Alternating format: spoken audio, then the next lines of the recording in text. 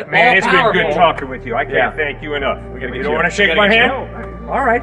Because you're just a professional quick response. I'm not a professional debater. Let's watch the video together. And mind you, I'll also give you my comments as we watch the video together. Let's jump straight in. Basically, what y'all are saying is pretty much that without God, if you're an atheist, if you don't believe in God or any higher power, if you're not spiritual, then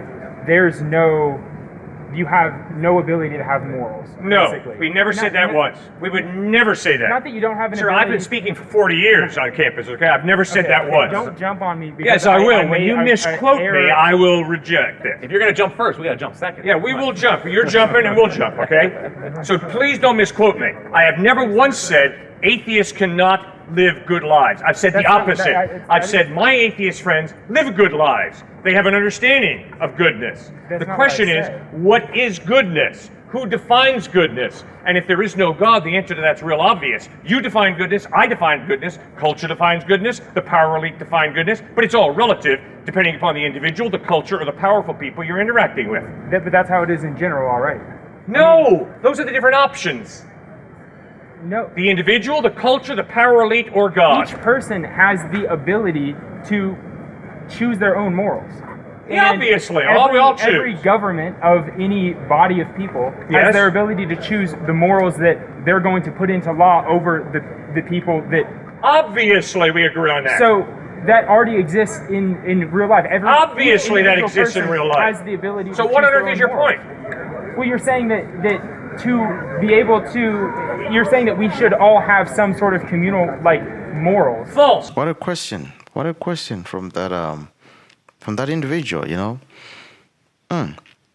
And sad enough, you know, it actually represents a lot of people out there, you know, who feel the same way, you know, whenever they interact either with a Christian or whenever they hear anything to do with God, to do with Jesus Christ, they always perceive Jesus Christ as an object of hate, you know, in a way, because in their minds they'll be thinking, wait a minute, if I am this way, I identify as this. This is my gender, not the gender that I was born with, you know. So for anyone to tell me otherwise, or anything that opposes that viewpoint that I have, they're the enemy, you know. So you find out a lot of people, you know, they don't want to have anything to do with church, you know. They hate it because in their minds already, that's just an institution of hate, you know. Church is hate, and it's filled with, you know, hypocrites. That's how they perceive it, you know. But it's wrong, you know, and it's actually sad because, you know, Jesus is the source of love. But anyways, let's jump straight into the video and hear the response. Never said that once. You're saying that we should get these morals derived from Scripture and from God. False. Never said that once. You just explain what you just said. Thank you for asking. Explain it again. What I said was, if he says there is no mind prior to the human mind, no God, then it's obviously the human mind that creates and defines right and wrong, which means right and wrong are totally relative. They are a fantasy created in this handsome head, a fantasy created in this handsome head. I am not right, he's not wrong, he's not right, I'm not wrong. It's all relative. That is all we've been saying. Now, when you realize that, what you've got to say is, okay, I think it's wrong for him to stab him, but that's just my personal bias. If he chooses to say it's good to stab him, that's good for him. Yeah. No, wrong. It's horrible for him to stab him. Yeah, but it's all relative. No, it's not all relative. Is it wrong for you? Do you believe that it's wrong for me to just stab him? Yeah, but what but I that's believe just and what his you relative believe, opinion. Everything's relative. Exactly. So if you believe everything's relative, live it out. So if I stab him, don't tell me that I've done something objectively wrong. Tell me, from your biased perspective, me stabbing him is wrong. By the standards of our society. Good, and so what if we live in white South Africa? What happens if then the standards of that society are different than they are here? Exactly, which means it's still all relative. Yes. Yeah, thank you. Which means don't get so upset about him stabbing him, because it's just relatively wrong. It's not objectively wrong, it's just relatively wrong. So chill. and let him stab him. Now, you can say it's wrong. Obviously, he says it's right. But it's still relative. Yeah, exactly, according from your view. Person believes. So you're saying that the only reason that we believe that it's a general consensus that someone stabbing someone else is evil is because those are morals that we got from God? Because morality is relative. For him to stab him, objectively, nothing wrong. But if he has been created with value, because there's a God who made him for a purpose, then it is evil for him to murder him. It's that simple. Evil is relative. Evil is No, it's a matter not. of opinion. When is the abuse of an innocent child ever good? I'm saying we believe it's bad as a society, but an individual could still believe... I could give a rip. In some societies, they think it's just fine to eat your babies. I think that society is wrong. I don't care what the culture says. It's wrong to eat your baby. Don't do it. Objectively wrong. I am convinced Dr. Martin Luther King was absolutely correct when he wrote the letter from the Birmingham jail that said, you know, I really don't care what the great state of Alabama says.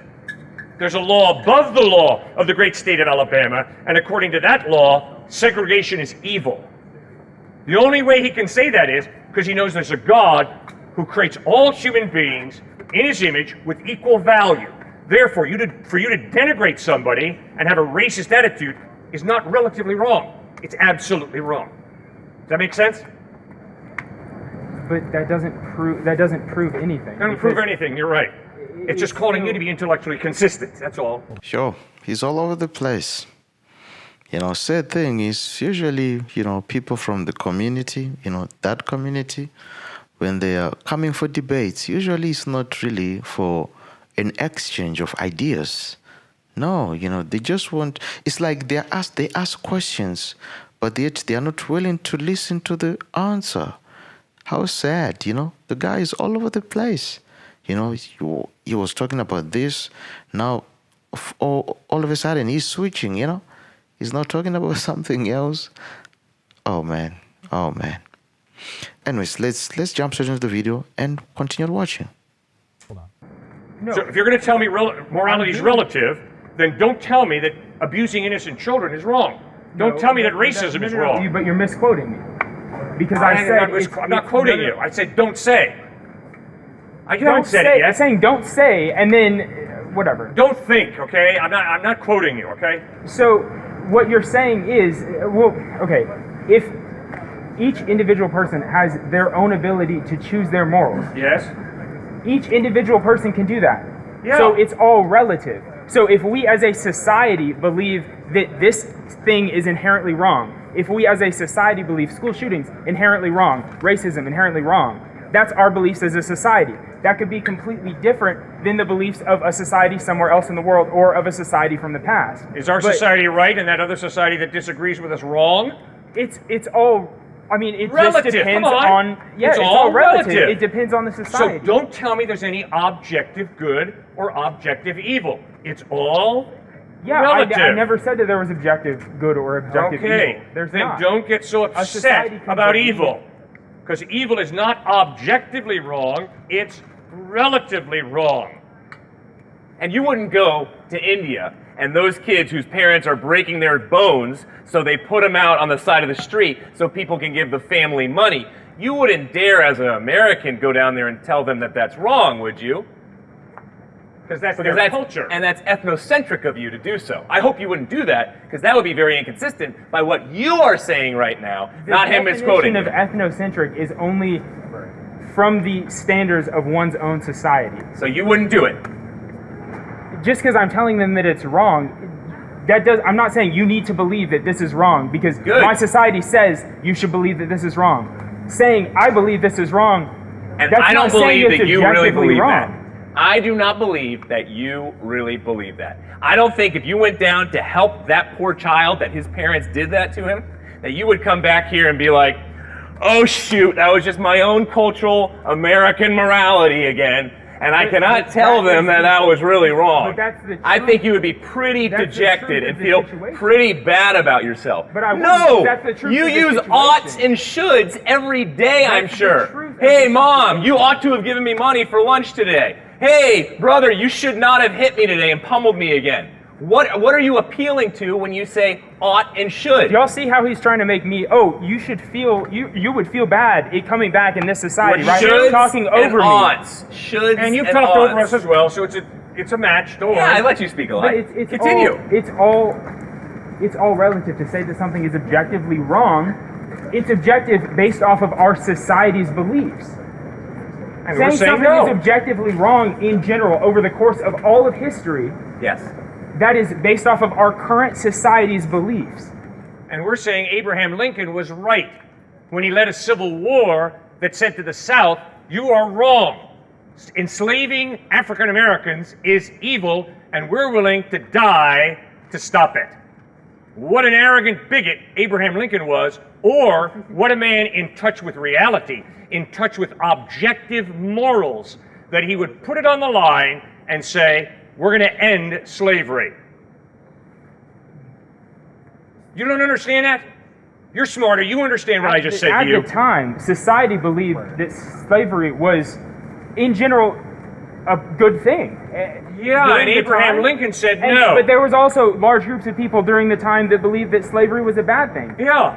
So viewing that as an objective wrong, that's still just another example of the beliefs of the society at the time. No, it's not. It is a claim that slavery is absolutely evil. Therefore, I am willing to put my life on the line to end it. It's not relatively evil. It's not me foisting my cultural bias on the Southerners. It is me holding to moral. That was very interesting. Yeah, that was interesting. You know, I think one of the things that happens, especially with a lot of people, those who profess themselves to be educated, is that some of them, they tend to make the mistake, of trying to, basically to treat God's word, to treat the Bible, as just a standard history book, For instance, most of them, they will tell you, I've read the Bible, cover to cover, and pretty much everything that's in it is garbage, or I don't believe any of this stuff. Actually, in the Bible, it reviews it. It says that those who read are those who hear but do not understand. In other words, when the heart of a man, is not conditioned right, they won't understand. In other words, they will see but yet not see. They will hear but not hear. If that makes sense, you see. And it's a sad position for anyone to be in. It's a sad position for anyone to be in. I remember one time I had a man, he was saying, but actually this man, he was a ex-mafia boss, So he was sharing with another guy, how he was once arrested, and as he was arrested, he was put in this hall, where he was alone there, and basically, he was taken away from the sun, taken away from from normal life. You get it? Taken away from people. You see? And he said, I started to think, that if truly there is a hell, is worse and is hard and tough, just being in this environment where I am in, just the thought of imagining spending eternity in a place where there is pain, where there is, suffering that is endless, is something that is just unfathomable. The concept of eternity, it's too big for the physical brain. Just forever and ever and ever, endlessly. So basically, what he concluded was that I really want to research. I want to investigate about this God, about this Jesus. Who is he? Is he someone who can be trustworthy, or be trusted, So, he proceeded, on his journey, and he found this Jesus to be true and to be real, and he's now a Christian. So I think, taking almost the same approach, when we started this Bible, about this God, about this Jesus, we are doing it with a sincere heart, trying to understand, because the Bible is the only book on this earth, that when you read it, it gives you revelation. I myself, I'm a Christian, so someone might be watching and say, "Oh, he's biased because he himself is a Christian." But not just that, I became a Christian because of it. There was a reason I became a Christian. I had to also be exposed to this message, and I had to also investigate for myself, and I believed, you see. So people like, the atheist individual there, I think it's important for us to, to understand, the consequence that they face, if indeed it's true, that there is a heaven, there is a hell, and the fate for those who do not know God is a place of damnation, which is hell. I think it's a serious matter, that we ought not to just ignore, especially some of them when they are your friends, relatives, family members. You pray for them, so that they may also understand, this same message, you see, that you have come to understand, so that they may also be saved, as you have been also saved, you see. And just another sad thing is to, that atheist gentleman is now, passed on. He died some years ago, I don't know by the time that he died whether he had, come to peace with his creator, whether he had, whether he died, finally knowing God, finally having him in his heart, I do not know about that. But what I know, as long as you're still alive, you're still breathing, I challenge you, research for yourself, be on a journey, to discover who you really are. And you can only do that, in God. Why? Because He's the creator. He's the one who created you. If you want to know or understand more about a product, you go to the manual or you go to the one who created the product. And basically, that's where the manual comes in, Absolute. Slavery is evil. But just because one person believes that doesn't believe that another person believes that. That obviously. It doesn't mean that another person thinks that is the objective truth. Obviously. So how can there be an objective truth if not everyone believes it? It's all You got to be relative. kidding me. You honestly believe that in order for there to be an objective truth, everybody's got to agree on it? Are you serious? That is so scary. It's incredible. You think that unless I can get everybody to agree that the abuse of an innocent child is wrong, and then it's wrong, but if there are a few people who think abusing an innocent child is okay, that therefore it's okay? I'm telling you, how is it objective if not everyone believes it? Because objectively, you are created in the image of God. You have been given a value by God that culture and individual, the power elite, the intelligentsia cannot change. It is objectively true, you have value. Which means that if anybody devalues you, that is absolutely evil. Objectively evil. It's not about emotionally feeling it or emotionally just believing in it. No, it's the oughts and should above. It's appealing to a moral transcendent obligation and duties. Please go and check this out. Moral obligation and duties that we buy into. You're right, cultures are different. Cultures are different. There's honor killings in certain cultures. You're exactly right. But we still, every single person knows the value of a human being, that they have innate value and dignity. Even cannibals, study of cannibals, still, you have to dehumanize before you actually... No, it's not tied to... No. Hindus, Buddhists, and Christians, Jews, all say that this is tied to a God. They would differ on what God it is. But even when we talked to one of the top atheists who wrote the introduction, Oxford Introduction to Atheism, Julie Baggini, says that the moral argument is the toughest for an atheist to get around because it breaks into your life in such a way where there are moral oughts, shoulds, and duties in your life. And you know it and you live it out day to day. And you do not make it up. And the statement, when you started out here saying, oh, it's just relativism.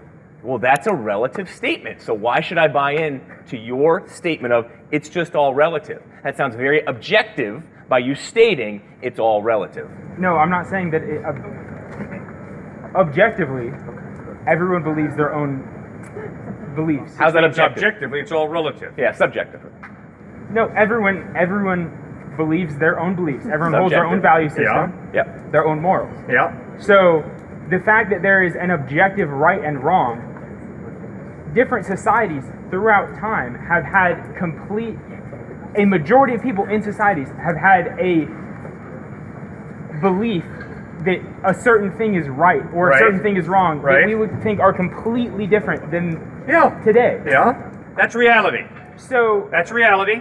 During those times, who was thinking, oh, these things are objectively wrong? People who believed in God for thousands of years have understood God has given commands. He's given us a conscience, and we, by exercising that conscience, can understand what is morally true, good, and real. Therefore, if you try and sexually assault her, I'm going to try and physically stop you.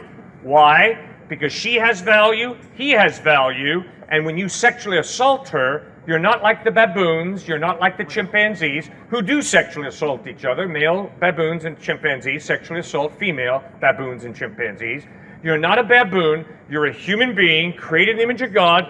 God has created her, not as a baboon or as a chimpanzee, but as a woman created in his image. And therefore, if you try and sexually assault her, I will physically try to stop you because I'm convinced it's objectively wrong, morally absolutely wrong for a man to sexually assault a woman. So if you, from the perspective of believing in objective truth, like from your perspective, believing that there is an objective truth, of an objective right and wrong with certain situations, certain moral quandaries, whatever. Correct. How you're basically saying that is innately from a higher power, from God. If it's real. We have an objective. If it is real, there's only one way it can be, that there is some mind prior to his mind, prior to my mind, prior to her mind, that creates and defines her with value. But if you look at evolution, how do you know that that's not just... I mean, you look at, in the most basic example, you look at crabs, and they hatch and they go to the moon, they follow the moon to the ocean. Okay. How do you know that it's not just something that we've developed over evolution, over time, that we have developed as humans to, hey, you know what? We innately believe that there is good, that there is value in each individual person. How do you know that that's not something that we've developed over That's the opposite of what evolution teaches. It's the strong eat the weak. It's the powerful are in control. That's why Hitler picked up Nietzschean thinking, which was based off of evolutionary psychology, which says strong eat the weak. There is the Uberman. There is the powerful race. And so you never get morality, especially Judeo-Christian morality that you and I buy into every single day, out of evolutionary psychology. Would you? Yeah, you could get... How do you get serving one another? How do you get loving one another? How do you get sacrificing for one another? How do you get, hey, feed the starving, live for human rights, out of evolution, universally? Well, you're just getting it from a book that was written by... No, we're not getting it from a book. Never mentioned I told the you book Hindus, once. Jews, So I please told you stop everybody. doing that. Yeah. We never said the book Bible once. That's not what I thought part of you our were going discussion on. right now. We're talking about your conscience. We're talking about the way you experience life. And I bet, although I can't prove it, that way. If there's an objective... If you're different, tell me. How do you know that humans don't inherently believe that in general? How do you know that that came from some sort of higher power? We don't inherit. It's real simple. A higher It's power real is- simple, sir. A higher If power you is the say most- there is no it's the most God, simple way then to reality is explain matter what and we don't energy. Understand. Believing in God, believing in a higher power is the most human, simple way of explaining what we don't understand. Baloney. No. I believe in God No. because God is the best explanation of what I see and observe. And what I'm trying to show you, sir, is what you believe is not the best explanation of why him sexually assaulting her is wrong. Because baboons and chimpanzees do it all the time, and it's not wrong for them. It's an instinct they have. But I'm hoping, you're right, maybe I'm wrong, I'm hoping that you agree with me that for him to sexually assault her is not good. It's really, really When you look at the wrong. beginning of every religion, it was all created by people trying to explain what they can't understand. Baloney. Total baloney. That is Switching topics. objectively the reality. Oh, that's a cop-out, sir. That's how Total religion was cop-out. created. That's false. But it's not. People do not believe in God because they have to fill the gaps. Yes, Some people because it do, was- no, some I'm not people saying- do. I'm not saying now, I'm saying in the past. Oh, in the past, them thousands- ignorant people, thousands- right? No, baloney. Baloney. People created religion to People explain what they believe in couldn't God, understand. first Because of that was all, before because they science see existed. order and That was before design, modern and they science. say, That was- wow. Secondly, they understand there's a meaning to life, and they say, wow. Thirdly, they You're describing experience reasons why love, someone might and they choose to say, join a religion. wow. You're No. explaining why- If your worldview is correct, then love comes from right here, and energy. Matter and energy. Remember, if you say there is no God, all of reality is matter and energy. You don't get love from matter and energy. Love is a free decision of a will to care for Religion somebody. was developed over time, explaining what people couldn't understand, Baloney. and then writing that down, and it was Sir, I believe in God because confronted by this man with order and design, I don't say, you're an accident. Why? Because accidents don't produce order and design. Accidents produce chaos. This is not chaos. This is not chaos. This is amazing order and design. Therefore, it is far more reasonable, plausible, to say, in the beginning, God, meaning by that intelligent mind, than it is to say, in the beginning, chance. You're a marvelous accident. Baloney. It's not a marvelous accident. There's too much order and That's design. what science has. The whole Science? universe. Oh, come on, sir. Now, I have one quick illustration for this science, because you keep on bringing up science. Sir, scientifically, I know that I can prove that if I put arsenic in Grandma's tea, she will die. Science. But the question is, in light of the fact that Grandma has a really big stock portfolio and really large bank account, should I drop arsenic in her tea tonight so I can get the inheritance tomorrow? Science says zero. Not what I was. Zero. No, you listen. Come on. Think with me. That's not the point. The point is, science is a study of process. I bring up science, and then you just completely change the subject to another. To science. What you brought up. I didn't bring up science. You brought it up. You've used the word a couple of times. So I'm trying to straighten stuff out here. All right? Science can answer the question, what happens if you drop poison in Grandma's tea? She drinks it, she will die. Science does not answer the question, should you put poison in Grandma's tea, because then she will die, and then you get the inheritance. That is an ethical question. Science does not answer the ethical question. So it's a different field of knowledge from ethics. Science is very important. Don't put poison in Grandma's tea because you will kill her. It does not answer the ethical question. In light of all the money that she has, should you kill her in order to get her money? That's an ethical question. That's not a scientific question. But I didn't answer science to any moral or ethical question. You brought up science. I didn't. You brought it up. Yes, I brought up science because you said that it was unlikely that chance is what created us and the universe and everything. That's exactly right. But that's not true. According That's to not science, science. that's not true. That's not science at all. The Big Bang Science. Theory is the leading theory of why we're here. And what do you think the Big Bang Theory tells you? That there's a beginning, which means there's got to be a cause. There's got to be some type of creator. And that's what Einstein had to struggle with. Oh no, Einstein says. I thought the universe was eternal. The Big Bang shows me it's not eternal. which means there's a beginning, which means there's got to be some type of creator. And that's exactly where Einstein went. There was something before Now, did you that. bring Einstein up? You brought Einstein up. Okay. In the area of science. All that explains is that we don't know what happened before that Big Bang. That's all that explains. That doesn't explain, oh, someone or something had to create. It just means we don't know what happened. That there was something big enough, powerful enough, and outside of space and time to create something inside of space and time. So it's a philosophical. Wait. You stopped. Is that a question, or did you just pause? You want to keep talking? If you believe in the Big Bang, then Okay. then the concept of outside of space and time before the Big Bang, it's Nothing. Is nothing something, or is nothing nothing? See, atheists have to say nothing is something to get around the argument to say, see, the universe has lasted forever. And so the best atheists that we argue with, the celebrity ones like Aaron Ra and Knechtle, they'll redefine nothing into something. But all the cosmologists know that actually there was a beginning. So there has to be a beginningless creator, or at least something powerful, call it a computer, that started this thing, that was personal to make that decision. Sounds a lot like God. Of what we know to exist. What we as humanity knows to exist. Science, scientifically. There was a beginning of that. We don't know if we're just some little tiny thing in a massive thing that already existed. We don't know. But we have had a beginning. That's what science points to. You keep saying science. That's the best cosmologists say that. But how consensus.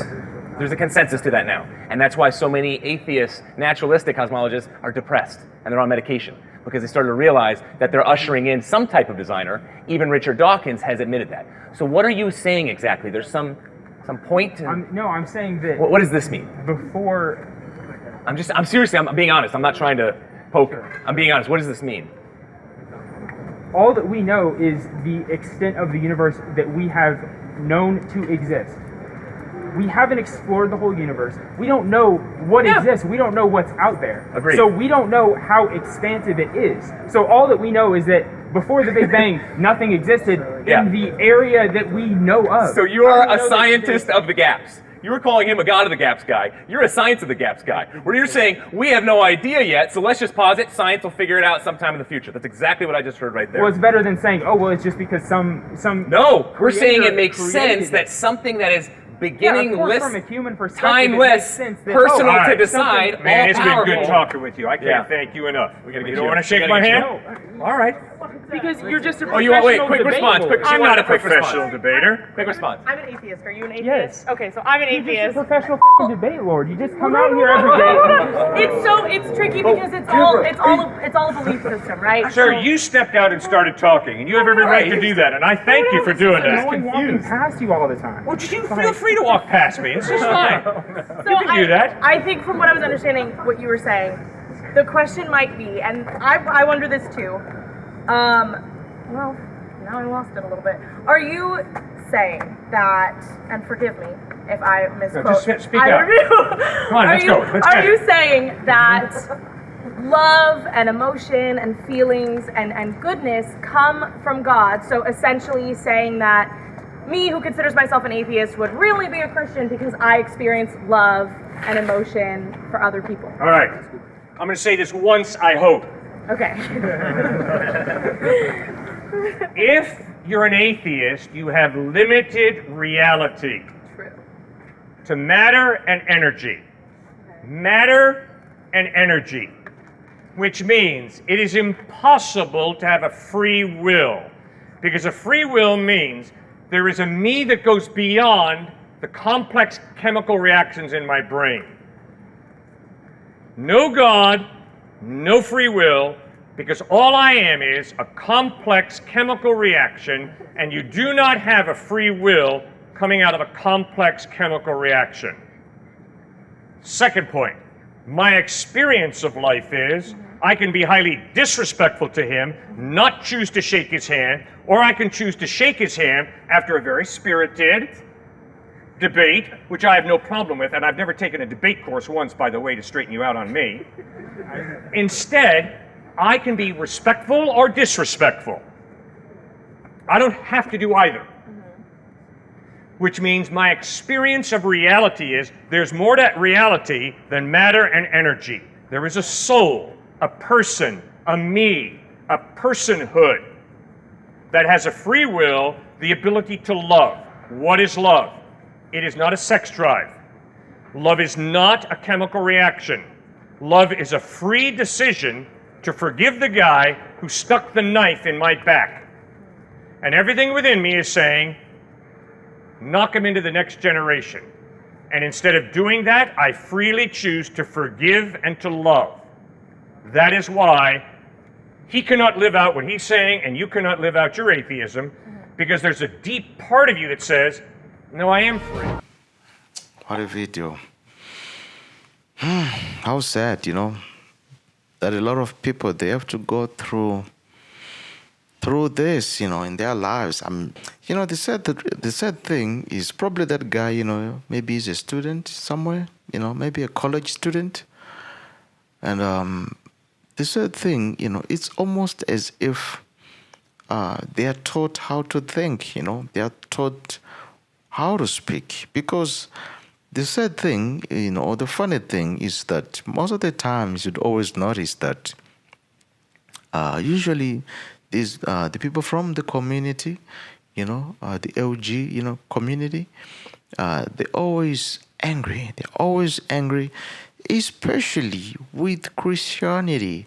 You rarely hear that an LGB member is angry with this, maybe with Hinduism, Muslim, or any other sorts of religions, but it's always Christianity. And I want to ask the question why. Someone might argue that the Christians are the most vocal in terms of judgment. They're always judging other people, claiming that their religion is the only true religion.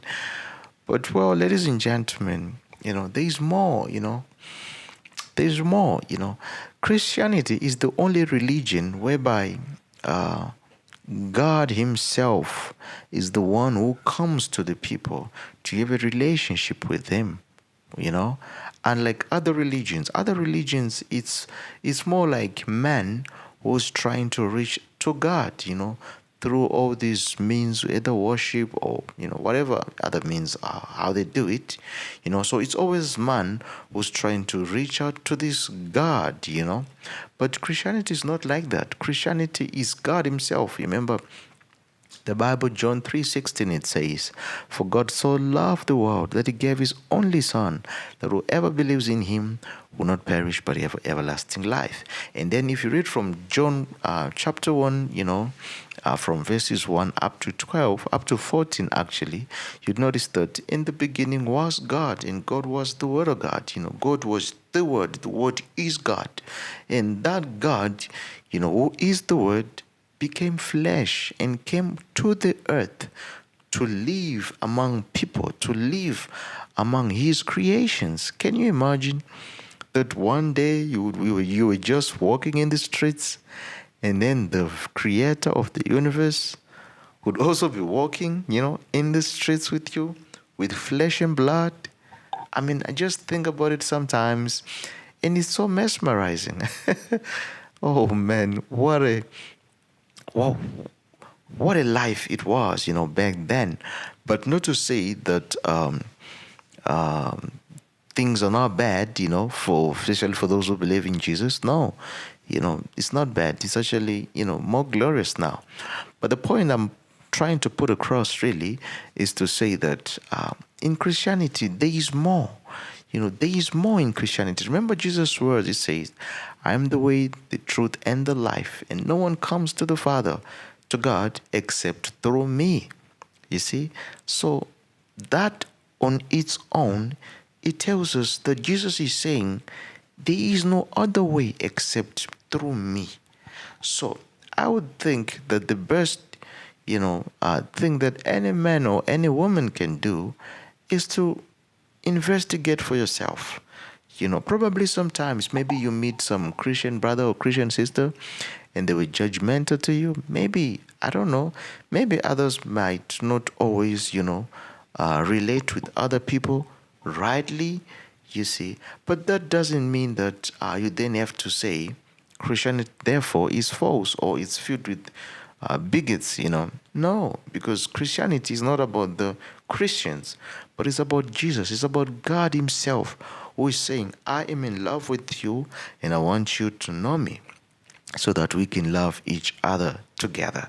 That's pretty much what Christianity is. So, I would always, if I probably had the opportunity to talk to Matt there, I would say to Matt, how about you, you find out about this God yourself and talk to Him yourself and then wait for the answer, In other words, how about you go direct to the source, Because remember, it's not about the Christians, it's about Him, Jesus, the God, So that's the difference there. That's the difference.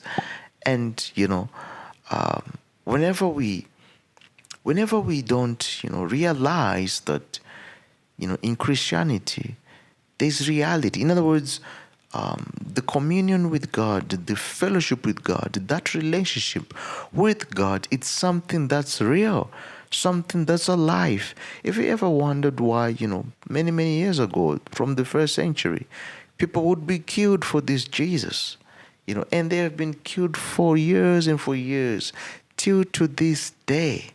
There are Christians who are killed for believing in Jesus.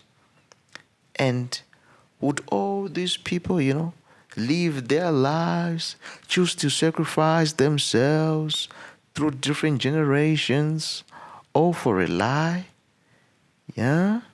And up until, this day, in this era where we are now living, the lie has been covered up and being covered up for thousands and thousands and thousands of years.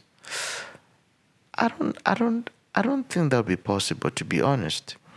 I don't think that'll be possible. So maybe this Christian thing might be true, maybe. But hey, don't take it from me. Come, investigate yourself. And the starting point you can start from is getting into the Bible. Read the Bible. Seek understanding. Come and read the Bible with the clear motive of trying to really understand this thing. Whether if it's really true, whether if it's really real, and if it can be depended upon, and whether you can, bank your life on it. I think that's an important decision each and every man or woman must make for themselves.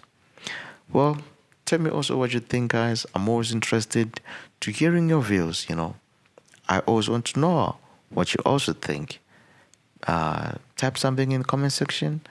I'll be sure to go through the comments, and also find out your views. And thank you so much for watching. If you've not subscribed, please do so.